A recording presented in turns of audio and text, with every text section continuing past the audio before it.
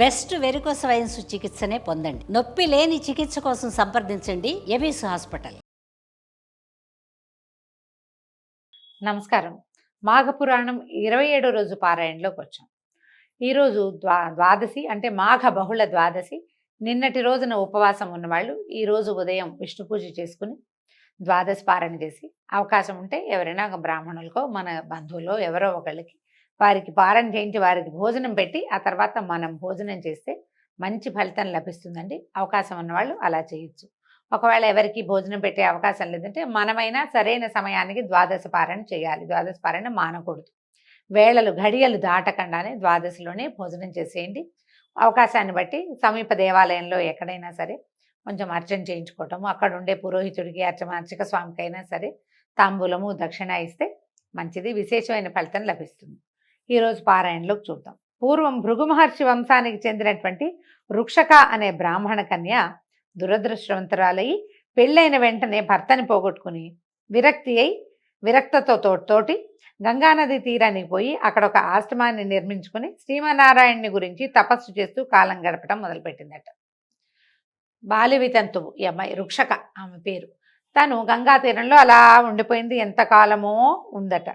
ప్రతి సంవత్సరము మాఘమాసమందు కార్తీక స్నానము చేసేది. మాఘ స్నానం కూడా తప్పకుండా క్రమం తప్పకుండా నదీ స్నానం చేస్తూ భగవద్ ధ్యానంలో గడిపేది. ఆ తర్వాత ఇలా చాలా సంవత్సరాలు చేయటం వల్ల ఆమెకి ఎన్నోసార్లు మాఘమాస స్నాన ఫలితం చేయటం వల్ల ఆ ఫలితం లభించింది, విపరీతమైన ఫలితం లభించిందట. ఈ విధంగా తపస్సు చేసుకుంటూ మాఘమాస స్నానాలు చేస్తూ కొంతకాలానికి ఆమె మరణించింది. వయసు అయిపోయాక మరణించింది. ఇంచుమించుగా యవ్వనవతిగా ఉన్నప్పుడే ఈమె గంగా తీరం చేరింది. వృద్ధగా అయ్యి మరణించింది. కొన్ని సంవత్సరాల పాటు ఈ మాఘ స్నానాన్ని చేసిందట. ఆమెకు అపూర్వమైన పుణ్య ఫలం లభించింది. ఈ విధంగా తపస్సు చేసుకుంటూ కొంతకాలానికి మరణించింది. అయితే ఈమె మరణం కూడా వైకుంఠ ఏకాదశి నాడు మరణించిందట. మరణించడం వల్ల కలిసి వచ్చింది ఆవిడికి ఆ రోజు మరణించడం. సరాసరి వైకుంఠానికి వెళ్ళిపోయిందట. వైకుంఠ ఏకాదశి నాడు మరణిస్తే విష్ణు సాయుధ్యం లభిస్తుందని చెప్తారు. కొంతకాలానికి వైకుంఠం నుంచి బ్రహ్మలోకానికి చేరిందట.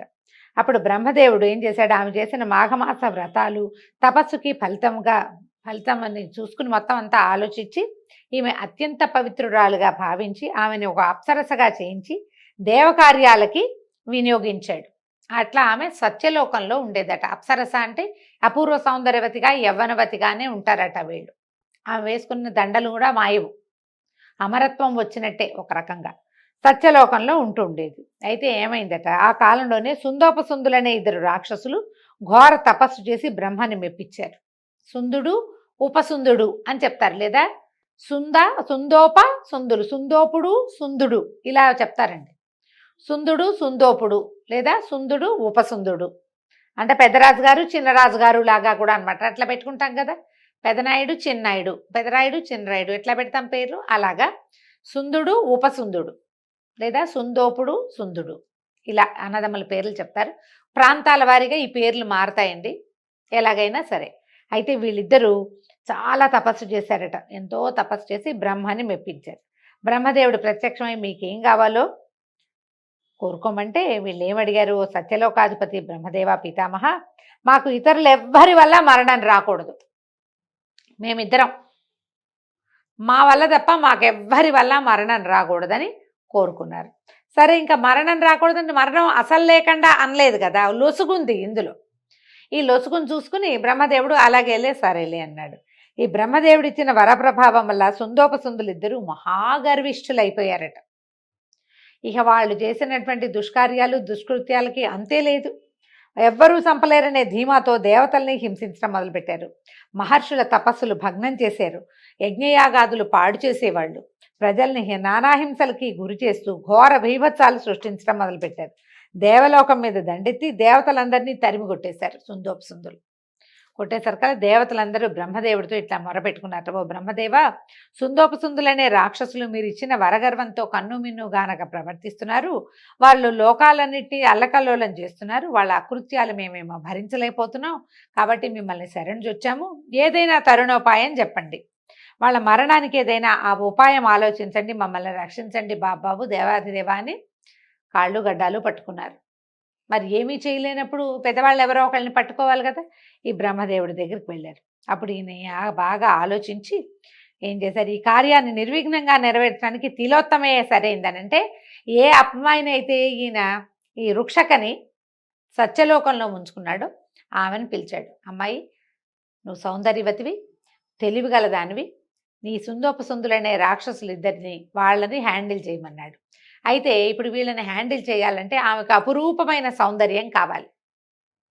అందుకని ఆయన ఏం చెప్పాడు, దేవతలందరికీ చెప్పాడు, మీరు ప్రతి విషయంలోంచి, ప్రపంచంలోని ప్రతి సౌందర్యంలోంచి ఒక తిల ప్రమాణం తీసి ఈ అమ్మాయికి ఇవ్వండి అన్నాడు.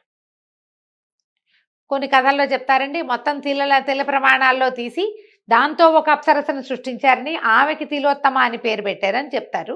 అయితే ఈ రుక్షక కథ చెప్తున్నారు, మాఘమాసం మహాత్యం వల్ల ఆమెకి అవకాశం వచ్చిందని ఇందులో చెప్తున్నారు. ఇలాంటి కథ కూడా ప్రాచుర్యంలో ఉన్నది. అయితే దేవతలందరూ ఏం చేశారట, భూమి నుంచి, చెట్ల నుంచి, పంచభూతాలన్నిటిలోంచి, తర్వాత ప్రపంచంలో ఉన్నటువంటి, ప్రకృతిలో ఉన్నటువంటి మహాద్భుత సౌందర్యవంతమైన వస్తువులన్నిట్లలోంచి తలా ఒక తిలాశేషం, ఎలా అంటే నువ్వు గింజంత సౌందర్య విశేషాన్ని గ్రహించి అదంతా ఈ అమ్మాయికి పోగు చేసి ఇచ్చారు. ఆ సౌందర్య విశేషాన్ని ధరించిన ఈ అమ్మాయి మహాద్భుత సౌందర్యవతిగా మారింది. రుక్షక పేరు నుంచి ఆమెని తిలోత్తమగా చేశారట, అప్సరసగా మారింది. అయితే అప్పటికి ఆయన అప్సరసను చేశాడు, తన దగ్గర ఉంచుకున్నాడు దేవకార్యాలకని. ఇప్పుడు ఈవిడ వ్యక్తుల్ని మోహింపజేయగలిగే పరిస్థితిలోకి వచ్చిందనమాట, సౌందర్యంతో మోహింపజేస్తుంది. అక్కడి నుంచి నువ్వు వెళ్ళి చాకచక్యంతో వీళ్ళని హ్యాండిల్ చేయాలని చెప్పాడు. వీళ్ళు వరగర్వంతో ఇట్లాంటి ప్రవర్తిస్తున్నారు, వీళ్ళకి ఎవ్వరి వల్ల మరణం లేదు, వాళ్ళిద్దరి వల్లే మరణం తప్పిస్తే మూడో వాడి వల్ల మరణం లేదు. వీళ్ళేమో ఇద్దరు మహా ఇది కలిగిన వాళ్ళంటే అపింత స్నేహంతో ప్రవర్తిస్తారు, ఒకటి లేకుండా ఒకడు ఉండడు, అన్నం కూడా చెరిసగం పంచుకుని తినే రకాలన్నమాట వాళ్ళు. అందుకని చాకచక్యంతో ఈ పని చేయాలి, వీళ్ళ దగ్గరికి వెళ్ళమని ఈ తిలోత్తమని భూమి మీదకి ఈ సుందోపసుందుల దగ్గరికి పంపించారు. ఈ తిలోత్తమ బ్రహ్మదేవుని ఆజ్ఞానుసారము సుందోపసుందులున్న అరణ్యానికి ప్రవేశించింది. ఈ మహాద్భుత సౌందర్యవతిగా తయారైన ఈవిడ వీణులకింపైన సుమధుర సంగీతపు పాటలు ఎన్నో పాడుతూ సుందోపసుందులున్నాయి అనేటువంటి రాక్షసులున్న నివాసానికి సమీపంలోనే తిరుగుతూ ఉండేది. అయితే రాక్షసులు ఇద్దరు ఈమె అద్భుత గానానికి ఆకర్షితులై వెంబడబడ్డారు. అద్భుతమైన అపూర్వమైన సౌందర్యంతో వెలిగిపోతూ మృదుమధురమైన సంగీతంతో పాటలు పాడుతున్నటువంటి ఆ అమ్మాయిని చూసి ఇద్దరు వ్యామోహంలో పడ్డారు. నన్ను పెళ్లి చేసుకుంటే నన్ను పెళ్లి చేసుకొని ఒకడు లేకుండా ఒకడు ఆ అమ్మాయి వెంటపడ్డారు మొదట. తర్వాత నేను చేసుకుంటానంటే నేను చేసుకుంటానని ఇద్దరు బాదులాటకు దిగారు. ఆమె వెన్నంటి తిరిగేవాళ్ళు. ఎవరినైనా ఒకడు నొప్పుకుంటే మళ్ళీ రెండో వాడికి ఏం చెప్పాలి? సరే తిలోత్తమ ఏంటంటే ఇది మనకు కావాల్సిన అవకాశం చిక్కిందనుకుని, ఓ రాక్షసులారా, నాకేమో మీ ఇద్దరిని వరించాలనే ఉంది, మీ ఇద్దరిని సమానంగా ప్రేమిస్తున్నాను, నాకు మీరిద్దరూ ఇష్టంగానే ఉన్నారు, కాకపోతే మీ ఇద్దరిలో నేను ఎవరిని పెళ్లి చేసుకోవాలి? ఇద్దరిని పెళ్లి చేసుకోలేను కదా, అందుకని నేను నిర్ణయానికి వచ్చాను, మీ ఇద్దరిలో ఎవరు బలవంతులో వాడిని నేను వివాహం చేసుకుంటా. మీ ఇద్దరికీ వరాలు ఉన్నాయి, మీ ఇద్దరికీ చాలా శక్తి ఉంది, చాలా బలమైన వాళ్ళు, చాలా గొప్పవాళ్ళు, మీ ఇద్దరి మధ్య సమానంగా ఆసక్తి ఉంది నాకు, మీ ఇద్దరి మీద కూడా, కాబట్టి మీ ఇద్దరిలో ఎవరు బలవంతులో వాళ్ళకే నేను సొంతం అవుతానని తెలివిగా మాట్లాడింది. వీళ్ళు ఆలోచించుకున్నారు. అప్పుడు ఇద్దరు ఏం చేశారు, నేనే బలవంతుడినంటే నేనే బలవంతుడినని మొదట మాట్లాడుకున్నారు. ఒకడు కొండలు ఎగరేశాడు, ఒకడు చెట్లను లాగాడు, ఒకడు ఇంకేదో చేశాడు, బాణాలేసి ఎక్కడో ఉన్న చిలకను కొట్టాడు ఒకడు, గద విసిరేసి పైన ఉన్న గద్దను పడగొట్టాడు ఇంకొకడు. నాది బలం అంటే నాది బలమని తమ తమ బలాబలాలు విపరీతంగా ప్రదర్శించుకున్నారు. ప్రదర్శించుకునేసరికల్లా క్రమంగా ఏమవుతుంది, మొదట ఏదో చేతులు మాటలు పెరుగుతాయి, తర్వాత ఏమవుతాయి, చేతులు కలుస్తాయి, ఇక ఆ తర్వాత ఇంకేముంది, బాహాబాహి యుద్ధం కావాల్సిందే. అక్కడి నుంచి నువ్వో నేను మన ఇద్దరిలో ఎవరు గొప్ప తెలుసుకోవాలంటే ఇట్లా నేనో పని చేసి నువ్వో పని చేసి కాదు, నువ్వు నేను ఒకే పని చేయాలి, కాబట్టి యుద్ధం చేద్దామని ఇద్దరు ఘోరమైన యుద్ధానికి తలపడ్డారు. గదా యుద్ధము మల్ల యుద్ధము చేసుకున్నారు, ఘోరంగా దెబ్బలాడుకున్నారు, పలు రకాల ఆయుధాలతో పోరాడుకున్నారు. చివరికి కత్తులు చూసి మహాద్భుతంగా ఘోరంగా, మహాద్భుతం అనకూడదేమో, మహాఘోరంగా యుద్ధం చేస్తూ ఏం చేశారు, ఒకరి కత్తికొకరు మరొక ఖండాన్ని ఒకటి కంఠాన్ని ఖండించేసుకున్నారు. అంటే ఎలాగ చెరుకోడొక్కల్లో పొడి చేసుకున్నారు, ఎదురు బదురుగా నిలబడి. అవతల వాడిని జయిస్తే కానీ అమ్మాయి దక్కదు, ఎప్పుడు ఇలాగే జరుగుతుంది కదా.